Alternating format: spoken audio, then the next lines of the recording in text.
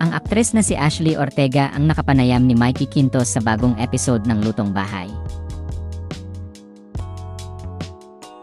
Sa Kitchen Interrogate segment ng naturang programa ay tinanong si Ashley kung natatakot nga ba siya kay Carmina Villarreal. Matatandaan kasing inamin ni Ashley sa programang Fast Talk with Boy Abunda noong February 2025 na sila na ng aktor na si Maeve Legaspi. Ibinahagi rin ng aktres na ipinakilala na raw siya ni Maeve sa ama nitong si Zoren Legaspi at sa ina nitong si Carmina Villarreal. Kaya naman bago pa sabihin ni Mikey kung ano ang gagawin kapag hindi sinagot ni Ashley ang naturang tanong ay sinabi ni Ashley na hindi raw siya natatakot kay Carmina. Ibinahagi rin ni Ashley sa naturang panayam na nakatrabaho na niya si Carmina sa Kapuso series na Widow's Web na ipinalabas noong 2022. Kwento niya, doon niya first time na meet si Carmina at 2 buwan silang nag-lock-in taping noong panahong iyon. Ibinunyag naman ni Ashley na sinabihan ni Maeve ang mga magulang nito na nagde-date na silang dalawa at wala siya noong araw na yon.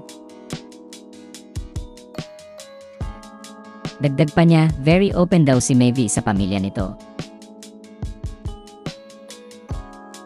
Nagka-work kayo dito Nagka-work sa kami Widows? sa Widow's Oh. Web. 2 months kami nag-lock-in taping. Doon ko siya actually first time na-meet.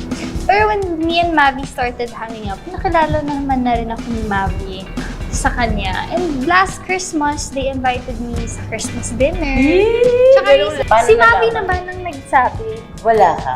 Wala ko noon. Okay. Siyempre nung sinabi ko when we were hanging out, does your parents know that you're hanging out with me or trying to court me? Oo. Mavi's very open with his parents. At dahil nasagot ni Ashley ang tanong sa Kitchen Interrogate segment ng naturang programa, ay kinain ni Mikey ang pulboron at binigkas ang tongue twister na nakakapagpabagabag kapag kinakabag ka.